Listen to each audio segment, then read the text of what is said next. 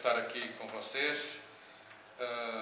É com muito gosto que estou e é com muito gosto que partilho algumas reflexões e preocupações sobre o modelo social europeu e sobre as responsabilidades e capacidades de ação sindical neste contexto. A minha ideia é que, numa primeira parte, eu vou tentar evidenciar, vou tentar mostrar que o modelo social europeu não está em risco hoje, está em risco há muito tempo. É alvo de ataque há muito tempo. E tentar mostrar que esse ataque, por sua vez, foi fortemente impulsionado pela ação também de um português chamado José Manuel Durão Barroso. E que, neste momento, os sindicatos não têm, efetivamente, uma dimensão europeia e uma capacidade de agir que lhes permita, que tenha permitido até agora, confrontar-se de uma maneira eficaz com esta situação. A primeira ideia que nos queria dar é de que o modelo social europeu deve ser entendido como um património. Um património é o quê? O vosso património é a vossa casa, o vosso carro, os vossos livros, discos, isso são patrimónios. E esse património é qualquer coisa que, quando as pessoas se vão, quando as pessoas morrem, o património fica. O património é transferido normalmente para a geração seguinte. E esta ideia de património, eu creio que é uma ideia do Gerard Fontenot, já falecido também, mas é uma ideia que deveríamos reter. É que o modelo social europeu não é apenas uma coisa que circunstancialmente existiu, é qualquer coisa que os povos europeus conseguiram construir e deveria ser passado, que nem uma herança, a todas as gerações seguintes. Mas ele foi, o modelo social europeu constituiu realmente uma construção ideológica e política. Foi querido pelas pessoas que assim fosse, pelos governos, pelos representantes, pelas políticas e pelos políticos. E essa realidade aconteceu sobretudo em sociedades que eram as sociedades que souberam adotar, afinal, o Estado social. Mas também é verdade, e faço notar, que isto aconteceu nos 30 gloriosos anos europeus, em que o crescimento económico permitia partilhas entre as diversas classes, entre os diversos cidadãos, que eram partilhas positivas. A representação sindical, no modelo social europeu, a representação sindical que permitia a regulação das relações industriais, das relações de trabalho e de vida, e a partilha pelas classes trabalhadoras de parte daquilo que eram os resultados da produtividade, essa representação sindical foi sempre assumida desde o primeiro momento como indispensável e um fator dinâmico, de dinâmica social que fazia progredir as sociedades. É aí que se chega ao conceito da cidadania social, isto é, a subordinação do económico, do social e do cultural aos cidadãos, que eram os seus beneficiários e que tinham como centro as políticas públicas e a ação coletiva. A ação coletiva fez parte sempre do desejo dos movimentos sociais e dos sindicatos em particular nas sociedades europeias. A procura era uma procura de redução das desigualdades, era uma procura de nivelamento social, era uma procura que neste momento não existe, em que a Europa está cada vez mais desigual entre uns e outros. Portanto, com este projeto é que nasce, desenvolve e se impulsiona com o apoio dos sindicatos, sempre com o apoio dos sindicatos, ativo dos sindicatos, é o projeto da União Europeia, que é o reconhecimento de uma dimensão social de integração económica e de integração monetária da Europa nas suas diversas fases. Isto teve naturalmente implicações na União Europeia. A política social, a harmonização da legislação constituíam objetivos, a regulação das relações laborais, os sistemas de proteção social, a identificação dos interlocutores para o diálogo social e para o diálogo social europeu. Portanto, quem é que representa socialmente e pode negociar, com um grande movimento compensatório das desigualdades regionais. Portugal recebeu apoios da União Europeia de muito dinheiro para reduzir as desigualdades em relação a outros países, defendendo assim o modelo da harmonização no progresso e não no retrocesso, como agora se faz, e a defesa da coesão social.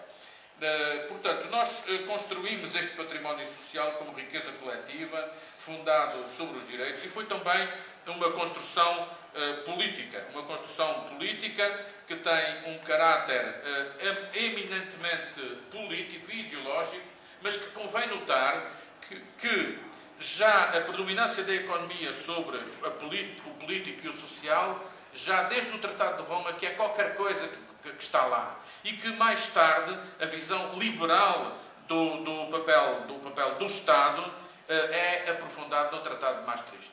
Portanto, e quando o Tratado de Maastricht é aprovado, há qualquer coisa de novo a favor desta via liberal e depois neoliberal que acontece na Europa. O modelo social europeu está identificado com as tradições de muitos dos países e dos povos europeus. Há, portanto, uma dimensão social de integração, mas há um momento que é o momento dos alargamentos, do alargamento a 25 e do alargamento a 27, que corresponde a uma reorientação da coordenação política, a uma menos coordenação política a partir do Tratado de Nice, e há também uma recusa de posições comuns na altura da guerra do Iraque. Ou seja, aquilo que se pretendia ser um caminho, que hoje de novo voltam a falar, ser um caminho de progressiva unidade política, é com relativa facilidade anulado pelo simples facto de a União Europeia não ser capaz de ter uma posição comum face à questão da guerra do Iraque. Mas não nos esqueçamos que a guerra do Iraque é um período que se avizinha da entrada do Sr. Barroso na Comissão. Em 2004, com Barroso, acontece uma recomposição das posições, uma forma diferente, uma reformulação das bases da política social e dos elementos de base do modelo social europeu. Portanto, há aqui, de uma maneira já expressa e clara, que não havia até então, uma afirmação diferente. E em 2006, Barroso faz sair um livro que se chama o Livro Verde para a Modernização das Relações de Trabalho. Muda o conceito de direito de trabalho. Aquilo que nós, a nível nacional, fomos aqui batalhando, que o direito de trabalho agora já é outra coisa, está naquele livro. Está lá o conceito e está lá o reforço das posições neoliberais.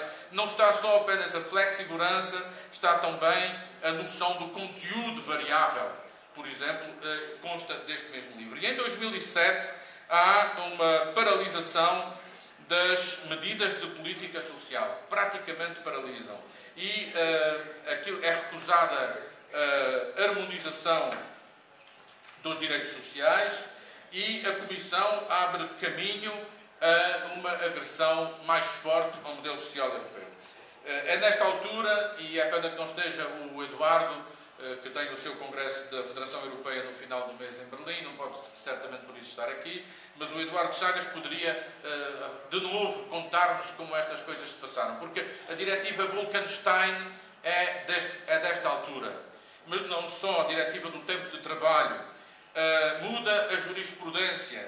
O Tribunal de Justiça Europeu tem sobre o processo Viking e Laval, ainda hoje, duas marcas absolutamente negativas para os sindicatos, uma atitude que se traduz em enfraquecer o direito à greve e os direitos sindicais no plano transnacional.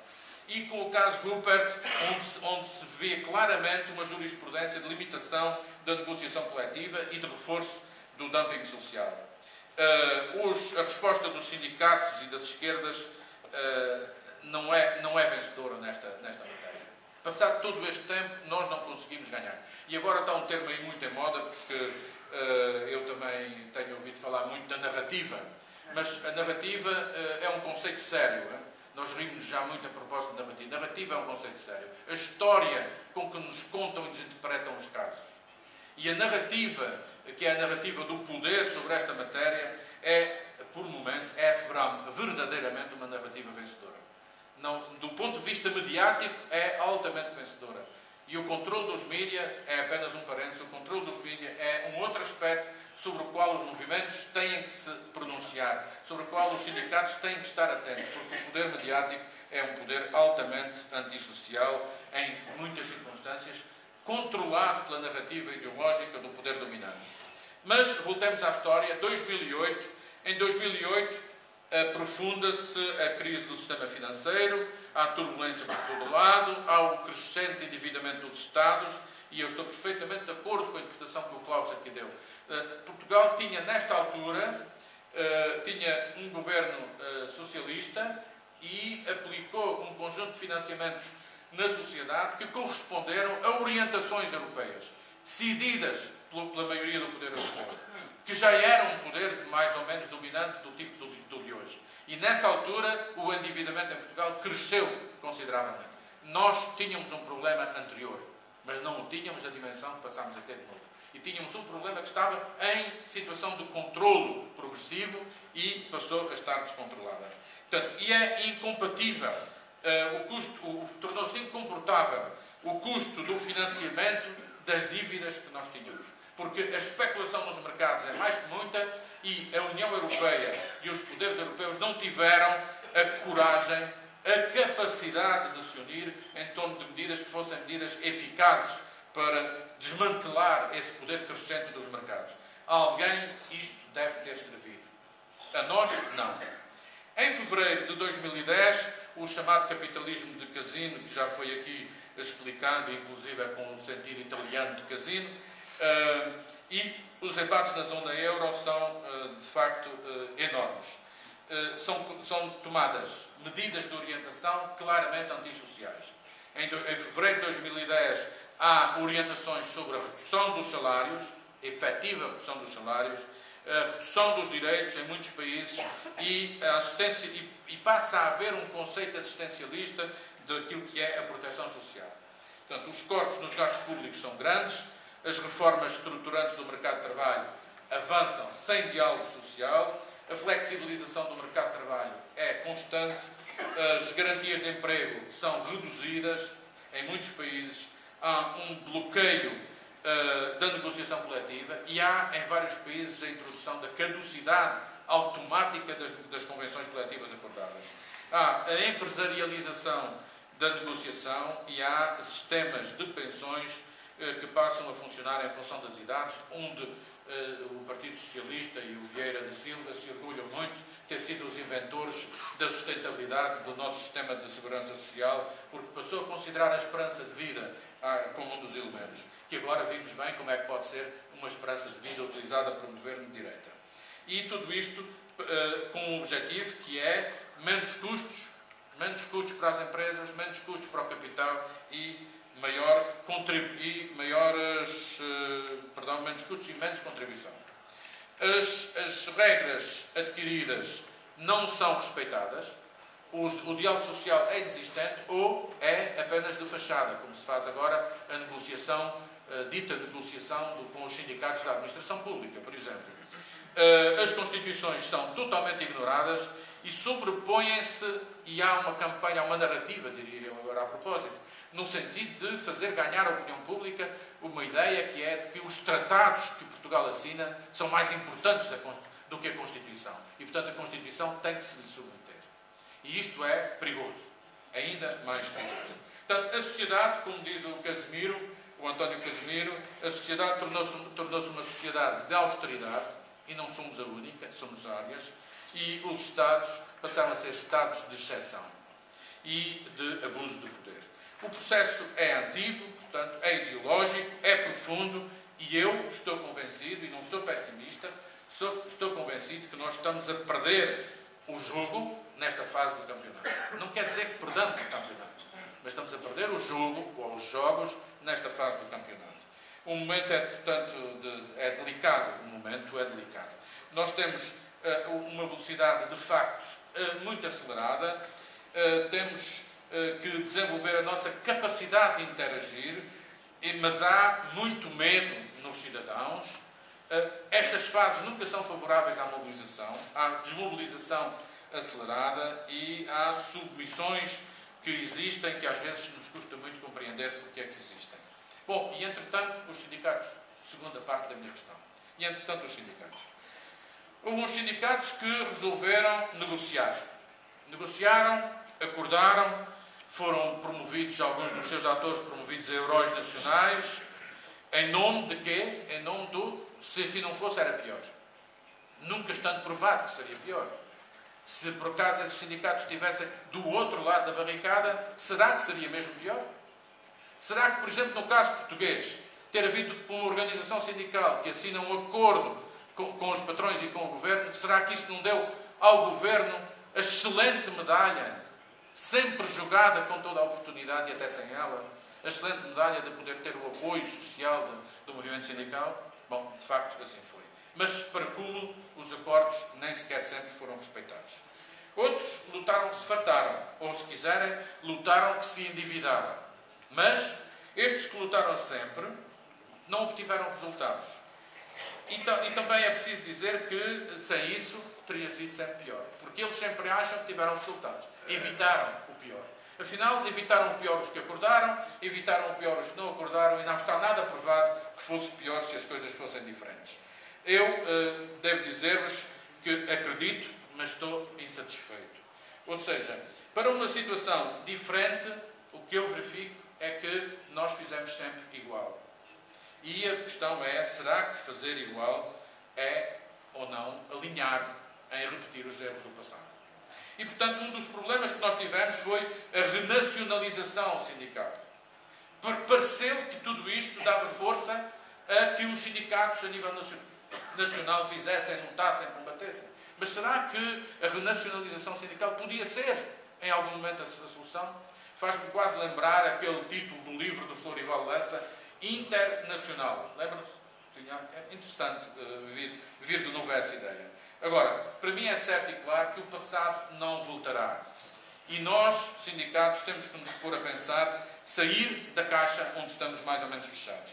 Podem os sindicatos continuar desunidos e incapazes de se unir em torno do que é essencial? Eu creio que os sindicatos também não chegam só por si. Os sindicatos precisam de alianças. Precisam de alianças à sua volta da sociedade para poderem ser mais fortes, para poderem ter mais força e para poderem jogar com essas alianças face aos poderes dominantes. As esquerdas, entretanto, as esquerdas não entusiasmam. Não entusiasmam. E não entusiasmam porquê? Não será que o pensamento e a identidade da esquerda política sofrem elas mesmas influências nefastas da revolução ideológica neoliberal que tem estado em curso? O que é que diferencia, efetivamente, as esquerdas que não são capazes de se unir num país tão pequeno como o nosso? O que é que diferencia uns e outros? Qual é o peso do passado e as marcas das dificuldades por que passamos? Mas também qual é o peso do eixo Frankfurt-Bruxelas, que neste momento é o eixo que vigora, para impor tudo e mais alguma coisa, quase mostrando à evidência que nem vale a pena nos preocuparmos muito porque as decisões estão tomadas. Ou, então, nós também temos que ver uma outra coisa. Há tanta gente de esquerda, dita de esquerda, em postos-chave. Qual é a responsabilidade individual de cada um para que contrarie o rumo das coisas?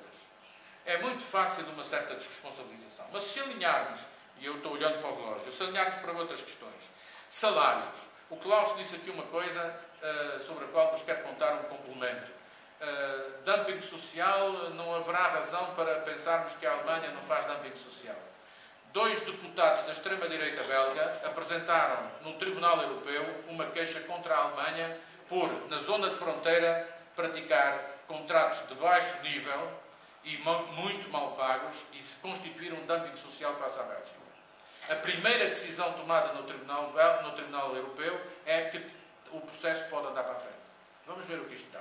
Mas realmente eu sou dos que penso que há dumping social consciente feito em circunstâncias destas. Nesse ponto não estou de acordo com o Klaus. Mas a questão está na seguinte ponto. A agenda europeia, ECOFIN, Comissão, e ECOFIN, atenção, cuidado com eles, hein? A Comissão e ainda mais a própria Direção-Geral de Emprego da Comissão têm as políticas salariais consideradas hoje como matéria nacional, têm as políticas salariais nas suas agendas. Será que nós podemos continuar a pensar que as políticas salariais europeias são apenas com cada um no seu país? Ou, pelo contrário, uma consciente visão do que vai passar-se no futuro nos obriga a uma discussão europeia sobre esta matéria, de que todos temos a mania de fugir em nome da nossa autonomia? Outra questão é o diálogo social. Desde há muito, eu lembro-me de uma vez o Carvalho da Silva ter vindo de uma cimeira social europeia e ter dito: meus amigos e tal, toda a gente está mais ou menos de acordo que esta fase do diálogo social europeu está esgotada. Provavelmente ainda continua a pensar que está esgotada. Mas não se inventou nova fase.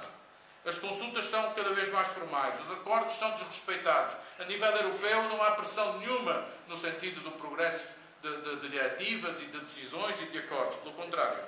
Agora, devemos nós manter-nos na mesa negocial? Não pode ser uma questão fechada. Será que os sindicatos devem manter-se em contestação, em negociação? Os sindicatos. Não falo de um individualmente. Não estou a defender a saída da CGTP da contestação. Não confundam. Estou a dizer, será que os sindicatos não têm que debater de uma maneira profunda esta estratégia? Ou, pelo contrário, devemos ser ainda mais duros com as associações patronais? Eu penso que há que ousar e há que arriscar.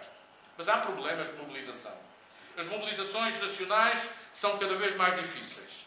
E há muito que não são eficazes. Nem para conseguirmos sequer as consequências políticas colaterais. Isto é, quando se faz a mobilização social de contestação, pensa-se que então vamos ganhar do ponto de vista político ou partidário, com resultados, com isto, com aquilo. Nem isso está provado que se tenha conseguido. Deve ou não manter-se o tipo tradicional de mobilização? Ou devemos passar a mobilizações simbólicas, a atos mediáticos, a atos de curta duração e de grande efeito? Será de alargar tudo isto a uma frente social? Como é que nós integramos, por exemplo, movimentos de precários, que fazem, eles sim, um conjunto de ações curtas, de pouca gente, de grande eficácia mediática, numa sociedade mediática? Por que não imaginar uma dinâmica de uma cimeira social em Portugal, em que todas as forças de progresso organizadas possam juntar-se com o movimento sindical e reforçar posições comuns? E, por que não, um movimento social empolgante? Como agregar outros setores sociais e culturais à nossa ação de resistência e às propostas de mobilização europeias que dizemos? Os resultados das mobilizações europeias, que são caríssimas, quase impossíveis e não funcionam. E tempo não tenho para vos explicar o que foi o processo da última greve geral de 14 de novembro.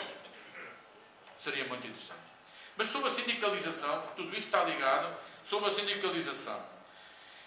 Mais ou menos, em geral, podemos dizer que todos estão a perder membros sindicalizados. Todos na Europa. E em Portugal, os números divulgados não são muito fiáveis, mas também reconhecem estar a perder membros. Portanto, os sindicatos correm riscos do ponto de vista da eficácia política e da sua representatividade. E os efeitos da negociação coletiva que existem numa situação como a nossa, em que a representatividade nem sequer é aferida, são, do meu ponto de vista, altamente negativos. Que iniciativas ter, o que propor, como reganhar a confiança da população, porque na opinião pública os sindicatos é tudo a mesma coisa, somos nós e os piores políticos de sempre. Estamos ao mesmo nível. Como é que nos sindicatos podem ser publicamente que não apenas o aparelho que beneficia de privilégios e de coisas do género? Como mudar o registro da nossa comunicação? E como trabalhar com os imigrantes? E como trabalhar com os jovens? Os jovens hoje são mais qualificados que a maioria dos dirigentes que os sindicatos têm. E os dirigentes que são cliques que se instalam, que têm dificuldade de integrar os jovens e que não aceitam ser confrontados por gente que aparece com um espírito mais arejado e ainda por cima mais qualificados. Bom, nós podemos estar em risco de ter que decidir uma coisa, é que os movimentos sindicais podem muito facilmente deixar de ser movimentos de massas para passar a ser movimentos de quadros, vanguardistas, com riscos, ou não será assim? E depois há um outro problema, que é as federações são, o caso da Alemanha seria um interessante caso de estudo, não está feita uma boa avaliação final, mas podemos dizer que as confederações nacionais têm diminuído o seu poder na generalidade dos movimentos sindicais a favor de um reforço do poder das federações. Mas, em contrapartida, o poder formal não está atribuído às federações. E as confederações nacionais. Isto deve obrigar-nos a pensar. Eu não tenho propriamente uma resposta, tenho uma preocupação, mas tenho outra. E os comitês europeus da empresa? Será que com o poder das multinacionais, este não é uma representação estratégica? Será que nós não temos descuidado deste problema? Será que os comitês europeus da empresa não são, dentro de 5 anos, por exemplo, qualquer coisa de muito mais essencial do que hoje e que não estamos hoje a preparar o amanhã? Eu creio que sim. Um último aspecto, ou 2 últimos aspectos, e estou a terminar, a relação com os partidos políticos. Sobre esta matéria, eu creio que a nossa reflexão tem que ser ampla e arejada. Do meu ponto de vista, nós precisamos de alterar, em relação à nossa Confederação Sindical, de alterar uma situação que continua a degradar-se. Ou seja, é meu entendimento, com os elementos de informação que tenho, que a CGTP é hoje mais dominada pelo partido daqueles que têm a maioria do que propriamente em tempos anteriores.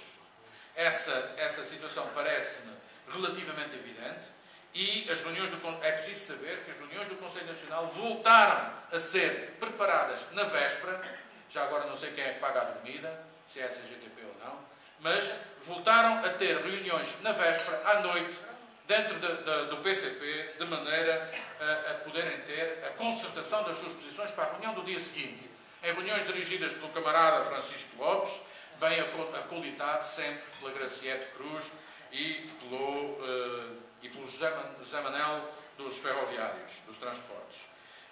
Claro que o Arménio também está. E quando as coisas são assim, digamos que voltamos 30 anos atrás ou 20 anos atrás, porque antes era assim e deixou de ser. Nós não ganhamos autonomia.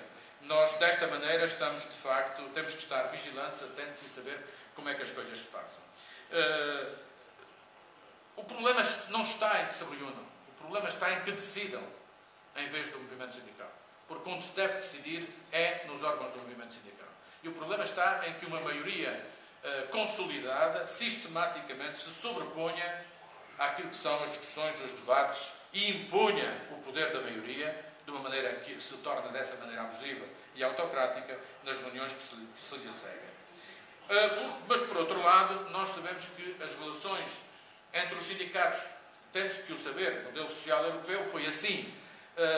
As relações entre os sindicatos e os partidos do arco socialista, social-democrata, foram virtuosas durante muito tempo.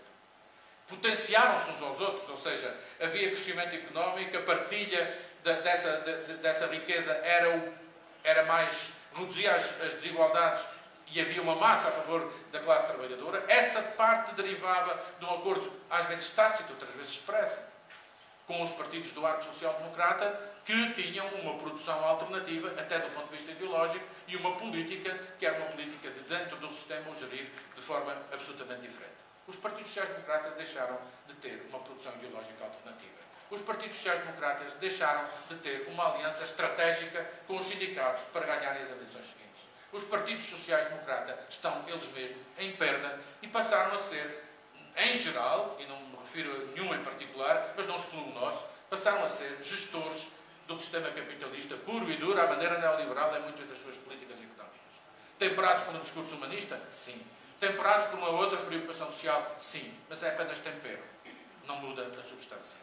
E, portanto, do meu ponto de vista, e falo, obviamente, do meu ponto de vista, que não há que perder a possibilidade virtuosa de uma relação entre sindicatos, sindicalistas, movimento sindical e partidos políticos. Pelo contrário. Mas, atenção, há riscos de populismo e há riscos de ganhos da extrema-direita e de partidos anti-europeus, anti-União Europeia.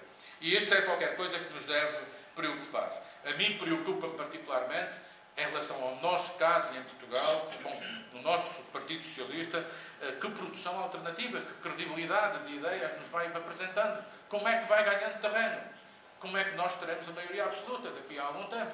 Já que é essa que se pede. Bom, não tenho muito tempo, já ultrapassei o meu e vou terminar. Há um aspecto que eu não queria esconder e esquecer aqui. Podemos nós continuar a desperdiçar a dimensão do internacionalismo na sociedade global? Isto é um chavão, é uma grande frase. Mas troquemos isto por miúdos.